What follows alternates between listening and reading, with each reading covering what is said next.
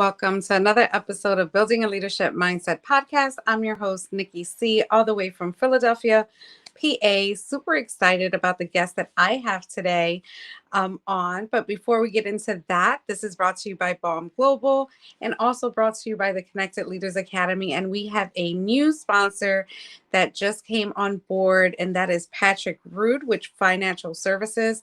So we will definitely be getting some information, some content for you to connect with this amazing sponsor. He's absolutely amazing, known as the Tax Wizard. Known him for over a year. He's my tax guy, and super excited to have him on board on this journey. So a couple updates. Last week, we actually completed 100 interview celebration.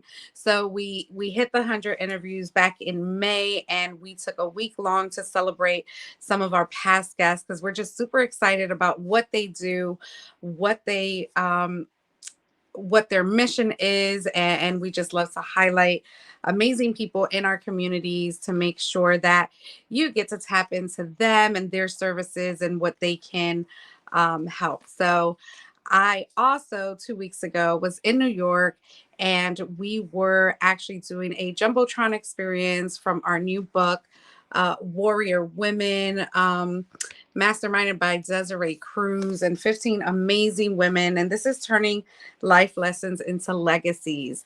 And in getting to know the women, which we will have all of them on at some point, but I am going to bring on a very special author, her first time, and she has a very unique story to share. So Rebecca Hale has been a physical therapist for 24 years, working with clients from the age of 2 months to 103 years old. Her specialty is working with the misunderstanding of autism, ADHD, and trauma.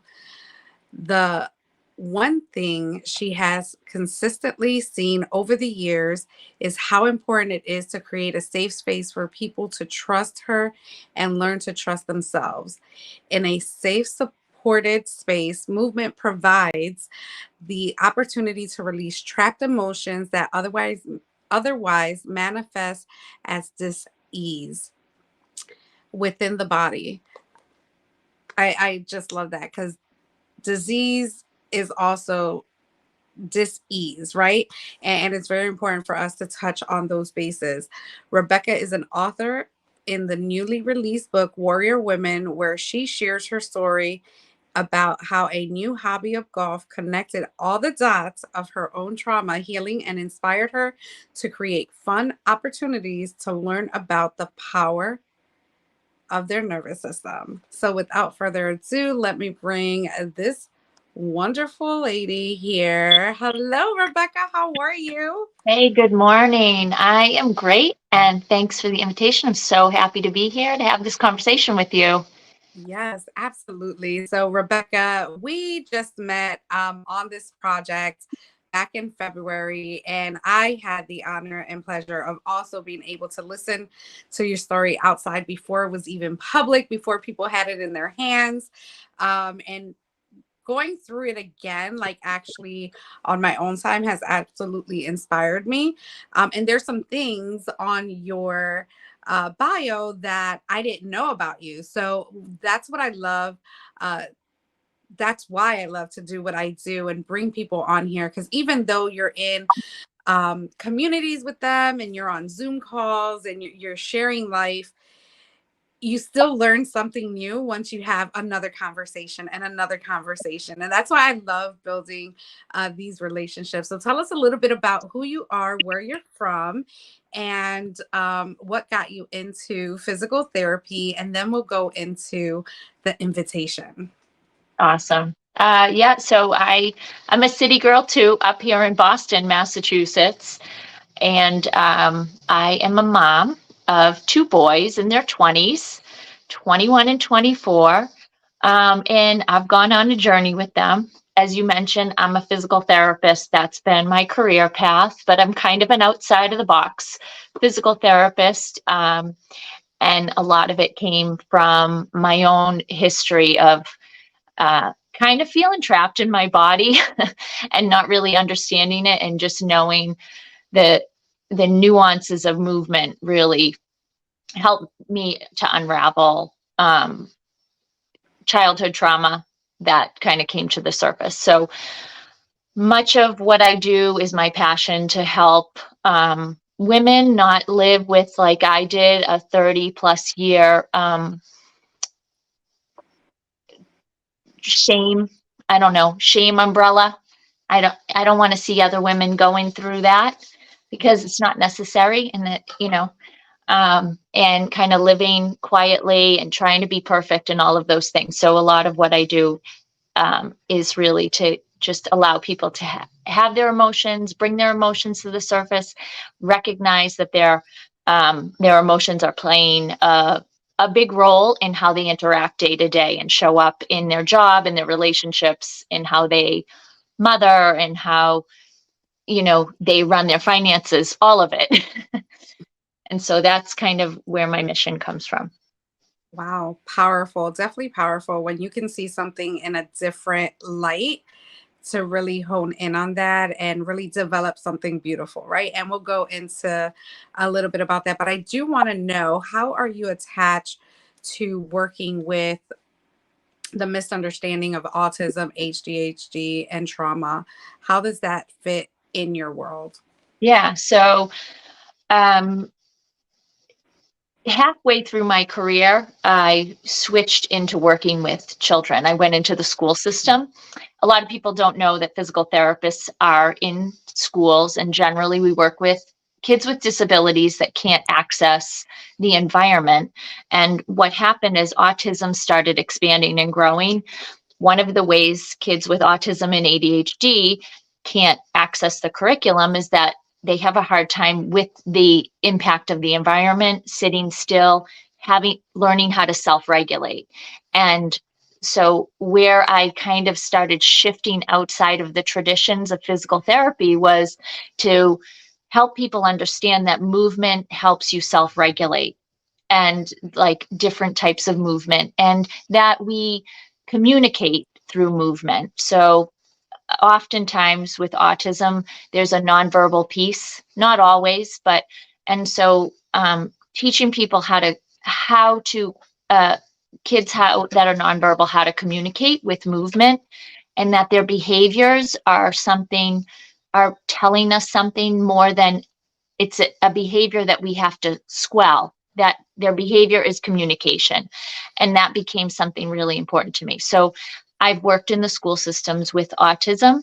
I have personal history with children on the spectrum. My kids both have spectrum diagnosis, and so that kind of birthed my desire to figure things out.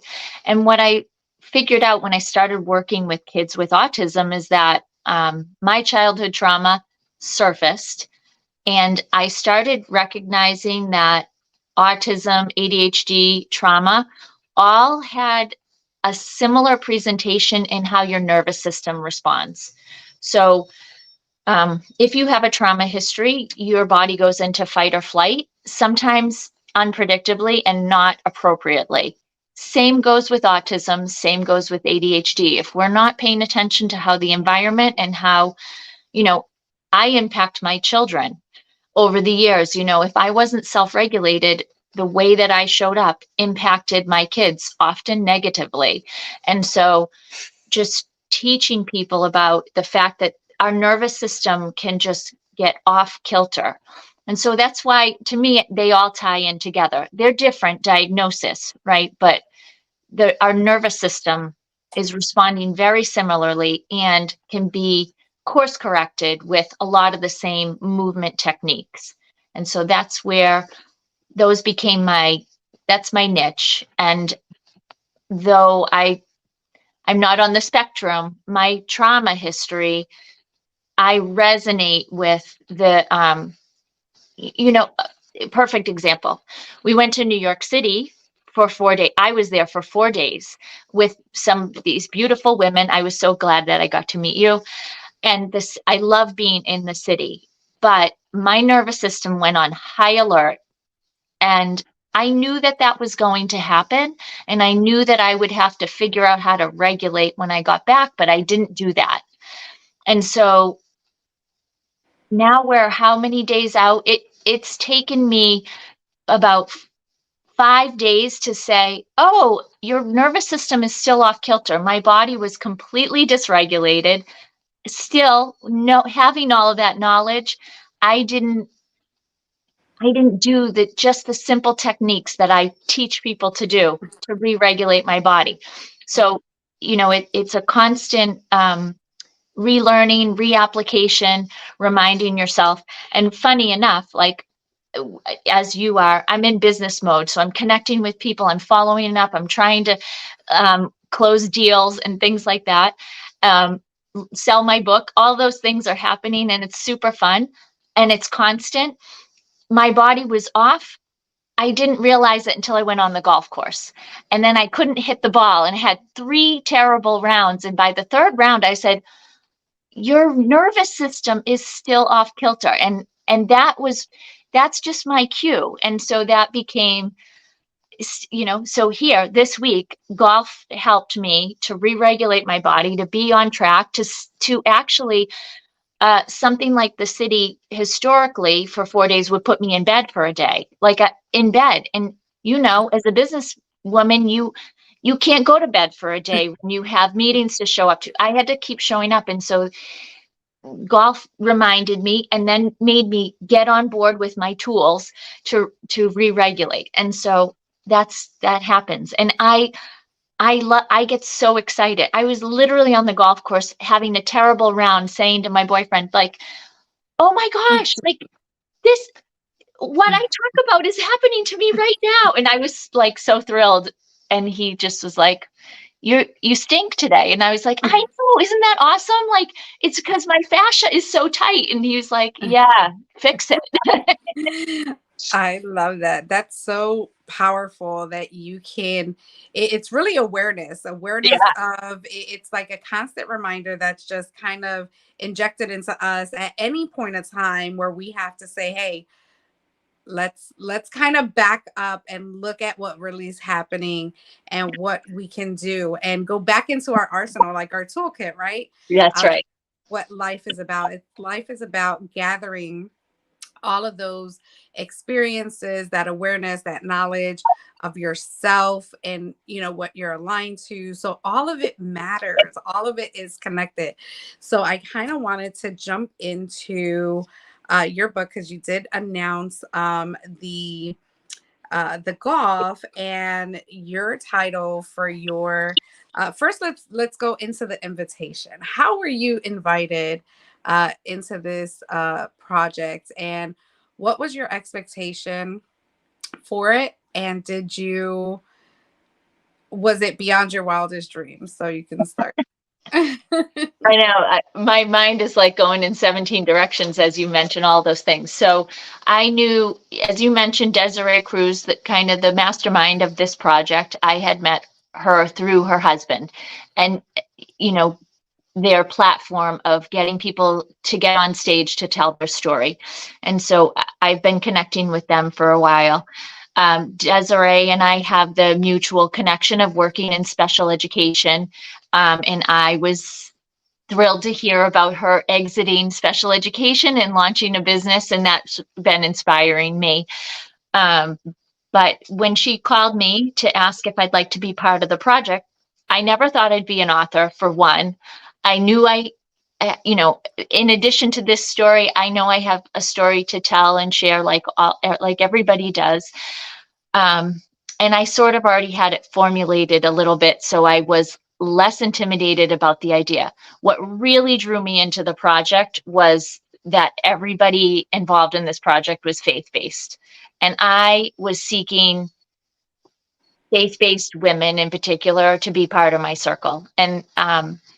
And so that was my primary thing, was like, I want to meet these business women who are intertwining their faith into their businesses, and however that looked, because I didn't know how that would look, because it's really important to me, but I don't know how to make it be a part of who I am always. And so that one little thing far exceeded my expectations. But then everything that's happened, the impact of this book, the fact that scripture is laced throughout our book, to me is very, very powerful, because people that don't pick up a Bible and aren't scripture based are getting touch points, and from a place of like, it intertwines with our stories, and that to me was really powerful. And the people that are getting it in their hands are having that experience and are voicing that to me, and that is beyond what I could have expected. I The unfolding of the book and the chapters and the way that people receive it and the support that I'm getting from my friends and family, and then the benefits that they get from reading it, and then they want to talk about it, and that there's women that are inspired, like, I want to share my story, like all of the layers of that, beyond my wildest dreams. And then going to New York City, I thought, well, I should go, right? It's going to be on the big screen. But as you mentioned, when I got this opportunity to sit with the authors of our book and then other authors and hear their stories and just connect with them and sometimes spend days with people, the power of that was, I just had no idea how that would unravel for me. So it's far bigger than I expected. It's one little chapter, and the impact is huge. And I'm so proud of the project that we made. When I share the book, I don't feel like I'm selling it. I feel like I'm offering an opportunity. When we first started reading the stories, I was like, oh, these stories are so like simple, but that's the beauty of it. Like, they're so simple. It's a simple read. And then what happens, and this happens with my work too, is like, it's a simple concept. You read somebody else's story, and because it's not your own, your heart opens to this ability to experience and hear your own story and have empathy for yourself when you didn't, right? And so sometimes people will open the book, maybe somebody bought it, and they'll open it to your chapter and they'll read your chapter, right?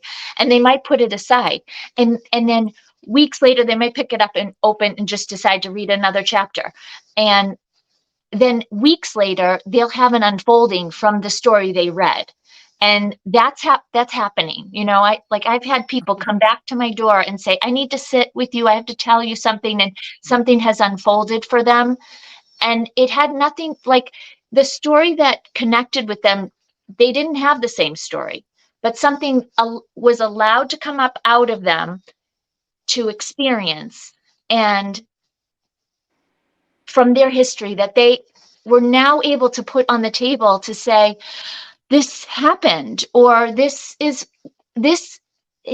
part of my history has been impacting my life, and I'm so done with it being part of my life. And it brings me to tears, because it's so powerful for one little book to allow somebody to have that expression come out of them and then be done with it. It is huge, and the process of writing your story and then being able to read it to a group who you're part of, and then for other people to edit and read your story, all of those have layers of your own unfolding. That's huge. But Yeah.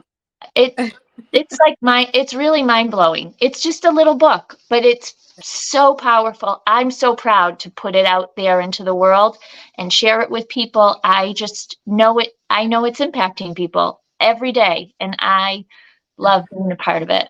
Love it. Yeah, I am as well. And I think it's really the clarity that people are getting when they read someone else's story, and they can have that, oh, me too moment. It might not be exactly the same, but something's got to be picked up. It's definitely a tool for the ages, Mm, for all ages, yes. actually. So we're going to take a quick break to listen to our sponsor. We're going to come back and we're going to talk about your chapter and that journey. Great.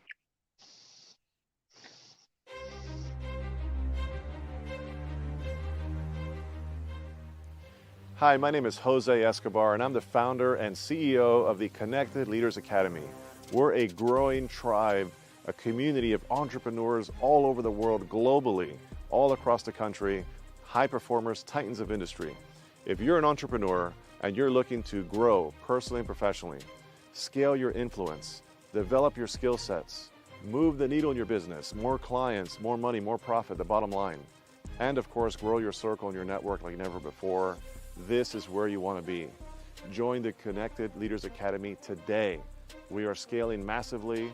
We want to welcome you in. Check me out on Instagram and on Facebook, the @ JAESCO25. We look forward to having you join us. Take care.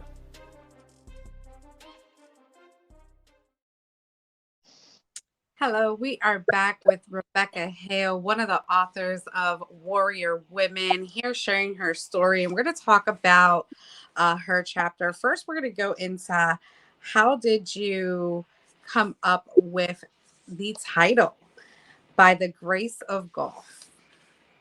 Well, so you can hear the play on words. The two things that have completely transformed my life in the last three years is God and golf. And it's a crazy combination, and it seems silly, but it literally changed everything in my life. And I can't separate the two because they happened mutually at the same time, where what the Bible came into my life, and my faith changed and grew and expanded, and I picked up this silly hobby of golf, and I learned about my body. As a physical therapist, I didn't know I had more to learn about my body. I didn't see the limitations that I had because I'm a fit person. I work out. I am in good shape. I take good care of my body. And golf revealed some major things that I had going on in my body and the mind-body connection that I had no idea about. And as I mentioned in the story, and everywhere is my nervous system. And so this idea of fight or flight. And so By the Grace of Golf seemed like the right connection. It's people like it. It's catchy, and they want to know why those things are important to me. And I just want to stand on the rooftop and talk about both of them. So Yes, so it's a very powerful chapter, for sure. And the title just definitely wants me to say, okay, where is this going, right? But I love that you start with Ephesians 10 through 17. And what was the inspiration on that? oh, that's awesome, because you know what? I've talked on a few podcasts, and I really haven't talked about the armor of God at all, and it's a huge part of my story. Probably 15 years ago, a really good friend of mine shared the armor of God with me, and it was really the first verse that I took in and ingested. But that was a long time ago, and that was just a touch point, and it resurfaced when I started discovering my nervous system and the fact that your fascia, so the fascia is your connective tissue that runs from the top of your body. It runs all through around your organs, around your blood vessels, around your muscles, your whole body down to your toes. And your fascia responds. So when you go into fight or flight, your fascia locks down. So you can stretch your muscles, but your body can still be holding tension. And so it's a separate organism within your body that is locked in with your nervous system. And to me, it was like my fascia had been locked down since I was 7, and I didn't know it. And it was my armor. It was the way I protected myself in the world. And so I, even when I worked out, it was very linear. Like, so if you do bicep curls, you go like this. There's no rotational component to it. And so um, you can be very tight in your body and still demonstrate strength. But when you rotate your body, your fascia becomes, it gets messy. It doesn't allow you. The fascia is interconnected in different ways, where your muscle goes from like acrosses different joints. It's like one direction. Your fascia is like all interconnected. And so if it's very tight, it's like woven. And so it's hard to maneuver. And it will lock down your hormones. It will wreak havoc on your digestive system, everything. And so this was huge for me. And so here's my fascia is my armor. And when I started reading that verse again about the armor of God, and when I got to what happened was I started waking up every morning and I decided to read that verse. I read it every morning in the mirror to myself. And what started happening was I started removing my fascia, and the tension in my fascia. I no longer had to protect myself. I was calling to God to protect me. And I started relying on that. And that was a huge shift. And I had to do physiological things. I had to learn how to breathe correctly so that I was releasing the tension in my body. I had to do the nervous system things, but I asked for God's help. And so the armor of God is my verse that I lean on every single day. And so that's where that came from. And just needing that. And then you go into giving us some lessons and experience in golf that we can apply on and off the golf court. And one really resonated for me, which was recognizing your impact on the ball. But you went into a statement. It says, in life, take responsibility for how you show up in relationships to cultivate love and connection instead of disconnect and distance. Where did that stem from? Because I think that's something very powerful to kind of share with someone. So tell us a little bit about that. Yeah. Can you hear me okay? I can. Okay, great. Yeah, so one of the things that I really struggled with was victim mode. I think I was in victim mode for a really long time. And so taking responsibility to how I showed up to places without the other person holding it against me, them being able to show up. So for me to ask and say, I want to take responsibility for the fact that I have history that's impacting the way I'm interacting with you, or the way I'm showing up, or my lack of accountability. I'm recognizing that that's historic and I want to change that. And I want you to help me change that. I don't want to be judged for it. We all have judgment. Judging is part of it. But I want you to be a participant in helping me do that and not holding it against me.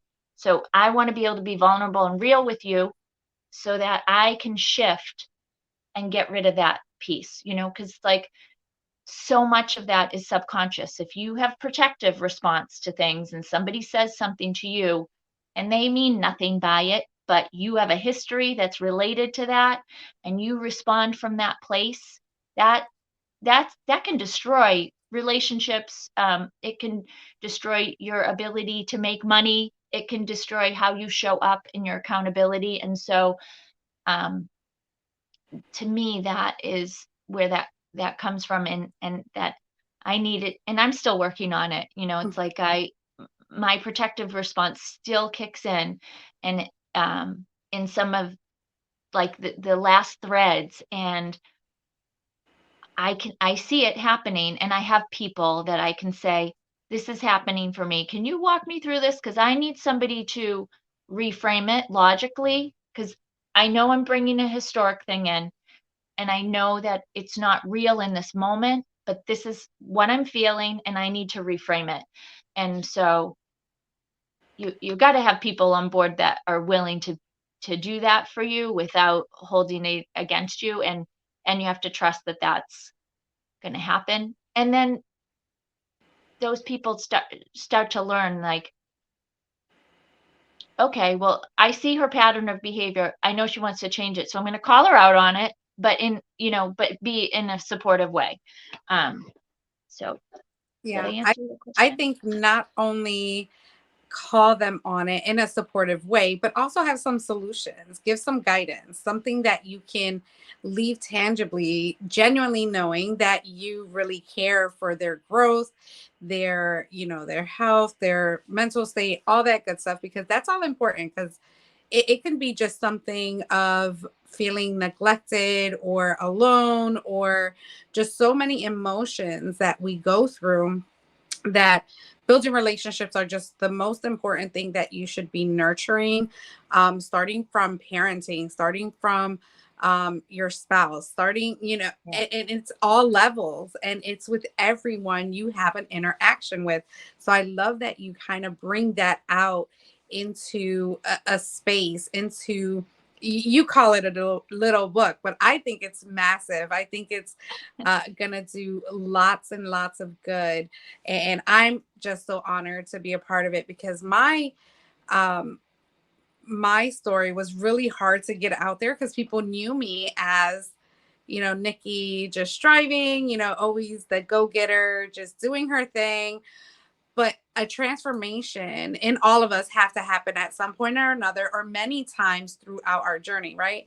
So Right. we're never 100% complete when we are going into different seasons in our lives and stuff like that. So for this chapter, it was pretty emotional to go through, and be able to share that. But I think we did it with such ease, because we had that connection in that community, and that's Mm, a huge benefit of being in an anthology, with other people who, been through some stuff, right. and we just found solutions on how to not make that our identity, and really shift that into something, that we're doing today. So I'm super excited. How was that journey for you, like putting pen to paper or typing it up, and how many times did you have to walk away from it?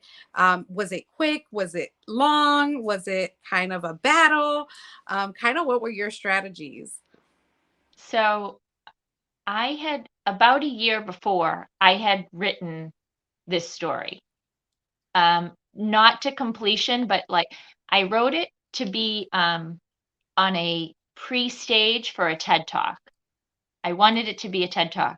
I got invited to be on a stage, not a TED Talk stage. And in preparation for it, I gave the speech in a virtual stage to over 200 people all over the country, sometimes all over the world. And so I was telling my story, and it was resonating with people. That story got fine tuned a lot, because a lot of people were like, "Oh, I don't really care about golf," and so I found ways to kind of pull people in, and people were looking for more emotion, and so I had gone through sharing this story so many times before, where it was being refined, but all strangers, by the way. And that was easier. When it, so when I was asked to be in the book, I think because I had a story, it needed to be expanded and switched a little, because now it wasn't going to be on stage, it was going to be in a book. um, I think that's why I said yes, because I knew I had something to go on already. But then what happened was I started asking people that know me really well, that hadn't exactly heard my story, to edit it. And that was vulnerable. Like, my dad read the story. He's a writer and he's an editor. And so he got his hands on it, and that was hard to share. To have him see that piece. And then so that was a really cool experience, to be able to talk it through with my dad and explain, why it kind of explained a lot of the things that my behaviors over the years and everything. So that was good. And then my boyfriend, because he's really kind of part of that story, and I've been sharing the experience with him. Like, I'm on the golf course and my emotions explode and come up, and he I don't even know how. Like, a lot of golfers would be like, this sounds crazy and lousy. Golf is supposed to be fun, and what you're having rage on the golf course. But I could talk it out with him.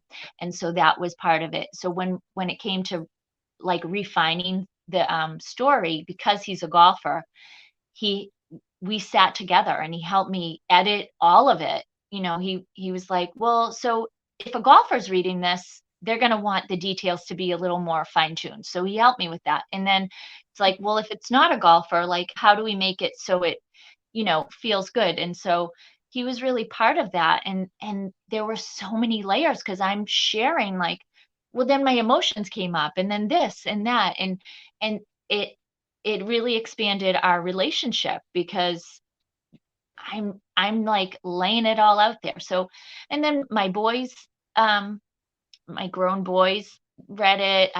I had a few dear friends read it, and so it really was a cathartic experience to, have people read something that, really is a process for me. And it's been such a process for me that I feel like it's an important process for other people to experience, if it becomes their vehicle to experience. Absolutely. So that is so different, as far as what most of us had to go through to get it. Obviously our stories are within us, right? Right. So they're there, but you were already starting the writing process, well, you were getting it ready as a speech version Right. versus a book. So things don't happen by accident. So this podcast would not be a podcast as it's named if I didn't create a YouTube channel that I left sitting for 2 years before I actually made this a podcast. Wow. So how crazy is that? Sometimes we really have to pay attention. Usually we don't know until after the fact that we're creating something that's just so beautiful. So I want to say to our audience, to our viewers, if you have something like that where there's an idea and it's just itching and you are not connected with the people that can get that idea out and into the world, like, you need to start connecting, because none of this would have happened for any of us if we didn't say yes to go to some type of networking event, some type of community, some type of engagement where we're going to meet other people outside our circle that have these opportunities that are waiting for us to snatch and really be able to do just some beautiful, amazing things. And I just want to thank you for just investing in yourself, investing in your time and your work, and really being passionate, genuinely passionate about everything that you do and you put out there, because I feel like we have the same synergy when it comes to that, for sure. So I just want to thank you, Rebecca. So what are you working on right now? How can people get a hold of you and get connected with you and your services? So just share.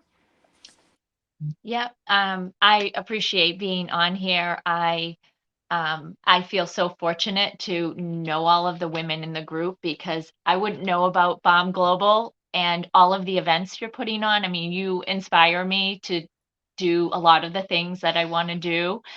And you're doing it. You're boots on the ground, and I love that. And I've been able to network and meet so many people from the interconnectedness of all of the women in the group. So I feel blessed to have that experience.